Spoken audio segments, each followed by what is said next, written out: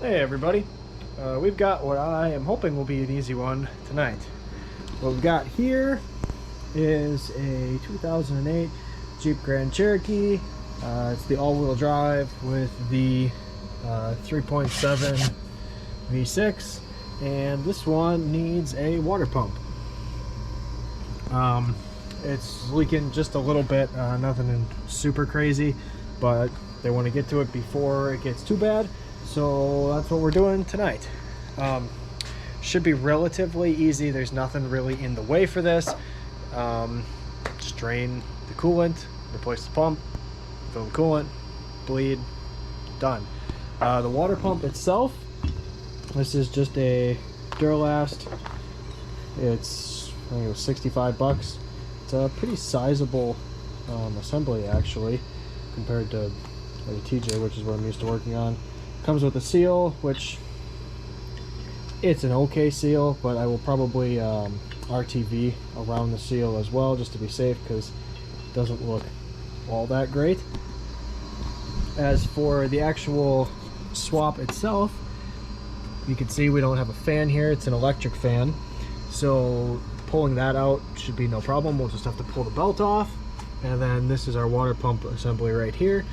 So there's a bunch of bolts strewn around the outside there. I think the only thing that we have to pull off besides the belt is this one pulley here, the idler pulley. So that'll have to come off so we can get to the bolts behind it.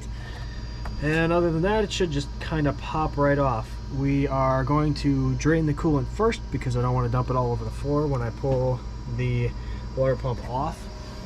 And the way we're going to go about that is come underneath here. Now here we have, you can kind of see our water pump up there.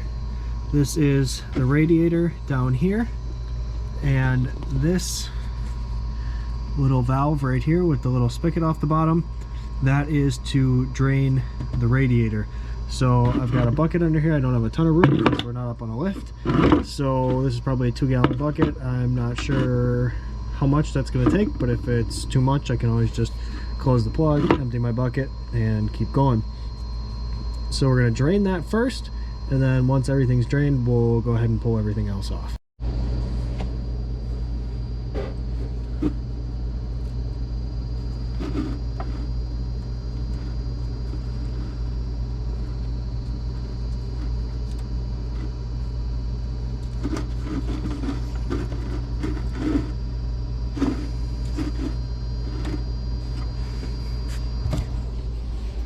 Well, that's mildly concerning.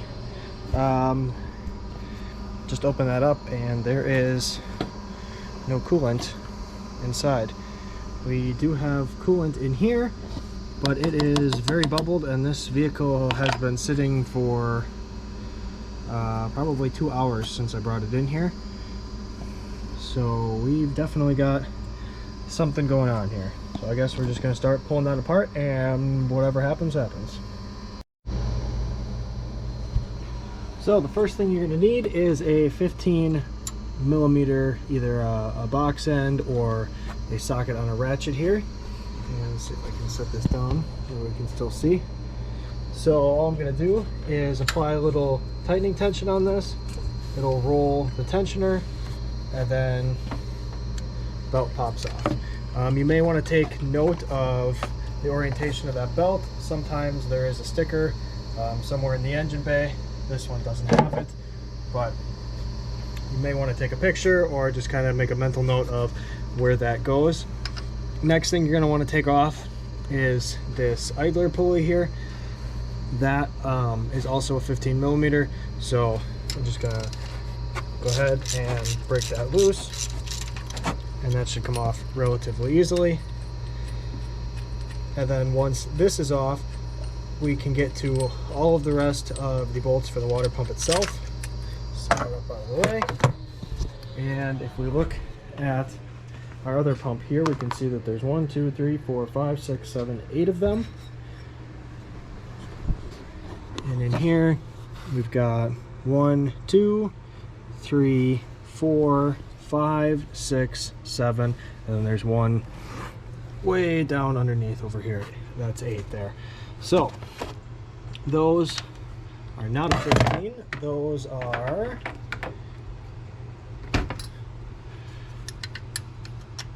½ inch.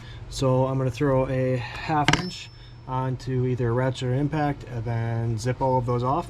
And when I do that, I'm going to just loosen each one of them first, and then I will slowly start at the bottom and work my way up, eking the bottom out as I go. That way when it starts to dump coolant, I'll be able to kind of catch it and prepare for it a little bit more than if I just pop the whole thing off. My guess is that the seal on there is going to be very stuck, so I'm going to end up having to pry it a little bit to pop that seal, but we'll see as we go.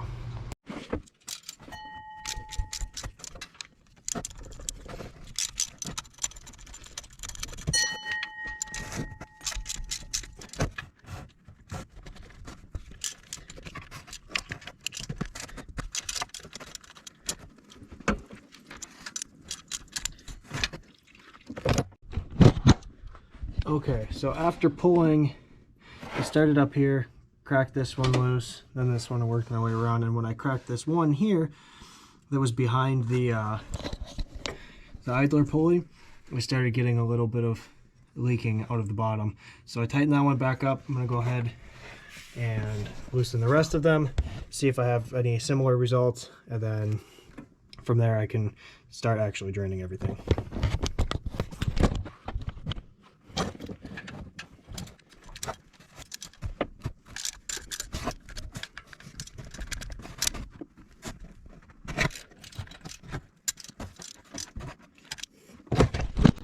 Okay, we are getting leaping all the way around, so I guess I'm not going to have to pry that off, which is good news and bad news, because if I did have to pry it, that would give me a little bit more control, but we are just leaking, so I guess I'm going to find out where that's dripping out the bottom, see if I can get a bucket underneath there, and then continue to pull everything off.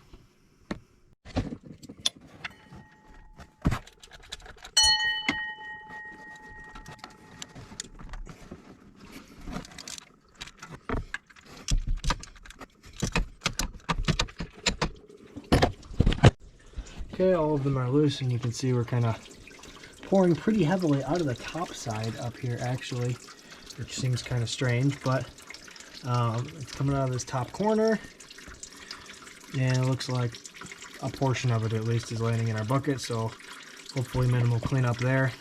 So I'm just going to let that drain for a few minutes until it slows down, and then I'll pop this off, and then we'll start putting the new one on.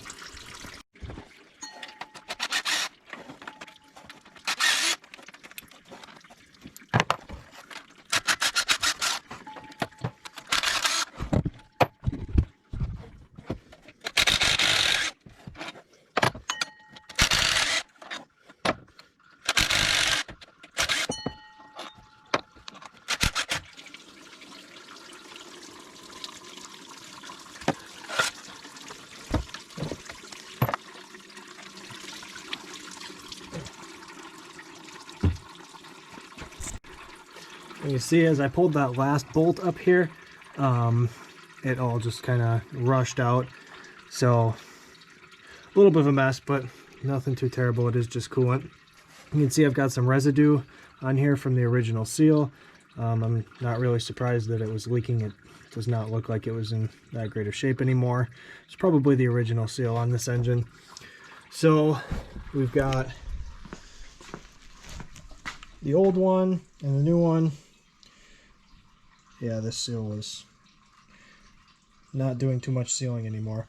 So I'm going to go ahead and take a flat blade scraper or just a flat blade screwdriver or something like that and scrape what's on here off. It's almost coming off with my fingernail, so that shouldn't be too bad. I'm going to get that nice and clean so we can have a good seat for the new seal, and then we'll set the new seal, especially now we'll add a little bit of extra RTV in there as well, and then throw that back on.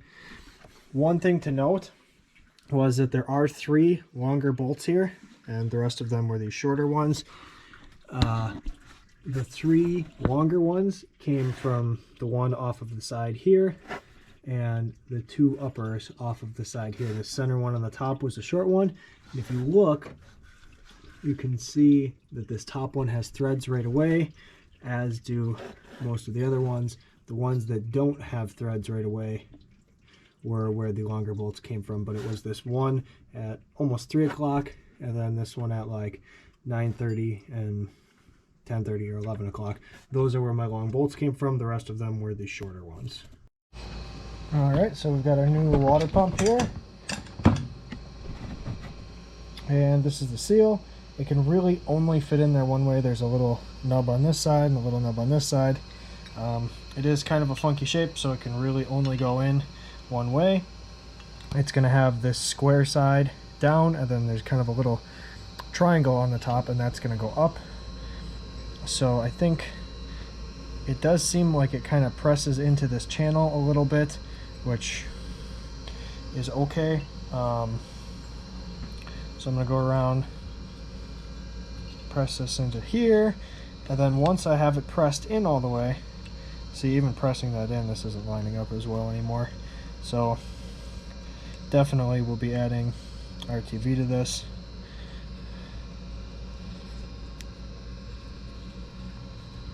Yeah, we're losing it a little bit in the corners. That's a little bit better, but all right. Got a little bit of a ripple there. So we're getting it down. It seems like it's leveling out a little bit better, except for this one spot here. So now that I've got that all the way in, I'm going to take just a little bit of ultra gray Permatex, and then run a little bit of a bead right along that seal there.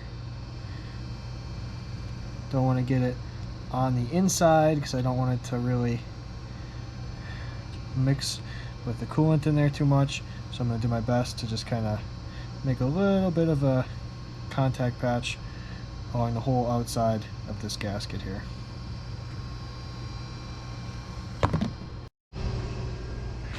You can see here that I've got a pretty decent little lap all the way around the outside.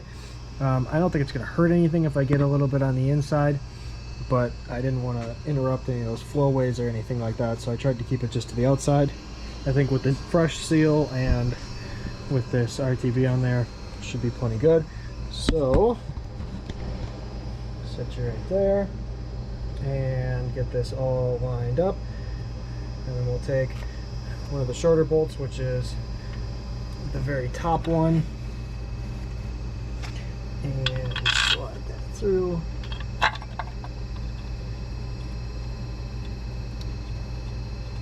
Get that one started so it holds. And I'm going to take a long one for here and here so that I can make sure everything stays aligned while I do this. And then I'm just going to go ahead and hand start each one of them, just a couple threads, and then I'll go ahead and run them in all the way.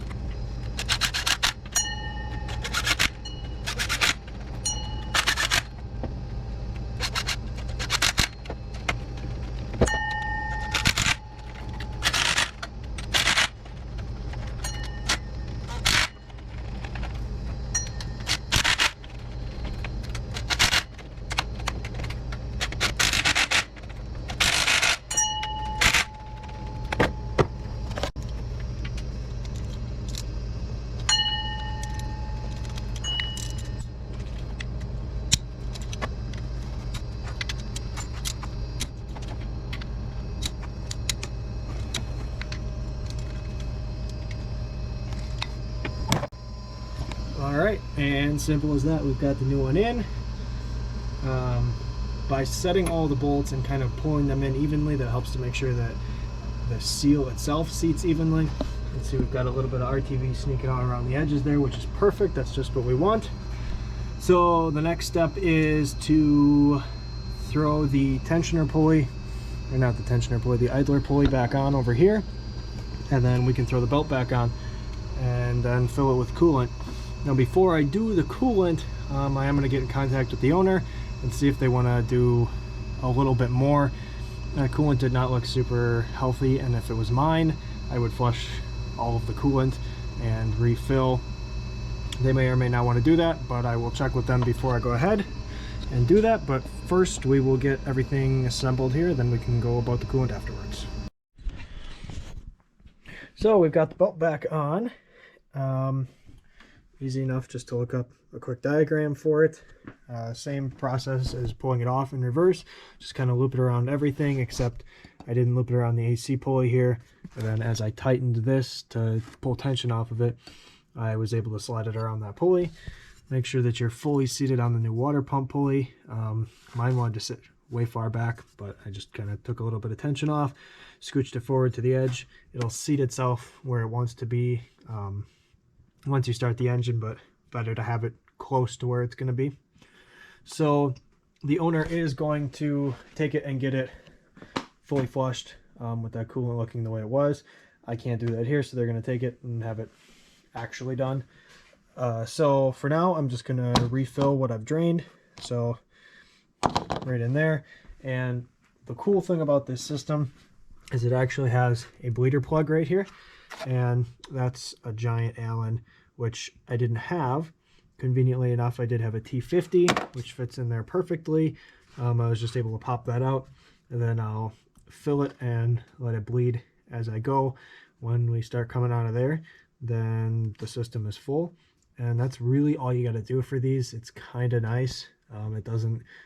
It's not a normal system where you have to start it and burp it a whole bunch and let the heat run and all that stuff. Kind of just fill. This is the highest point of the system, and then once you're done, once it starts coming out of here, then you kind of just cap all your holes and good to go. So we're gonna put some coolant in here, and then we should be done. Okay, so you can see that I've got coolant right there. I'm actually gonna push a little bit of it out because I was a little over full right here before I realized it was coming out there. It was painfully slow actually to fill this.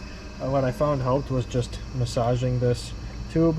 While I did that, I was able to keep a nice steady stream going through there. Now that we do have coolant there, I can go ahead and run this plug back in, cap that radiator back off, and clean up. This one overall, pretty easy, not too much to it. Just kind of gotta take your time, prepare for a little bit of mess, and have the right parts. Appreciate you guys watching. Hope this helps. See you on the next one.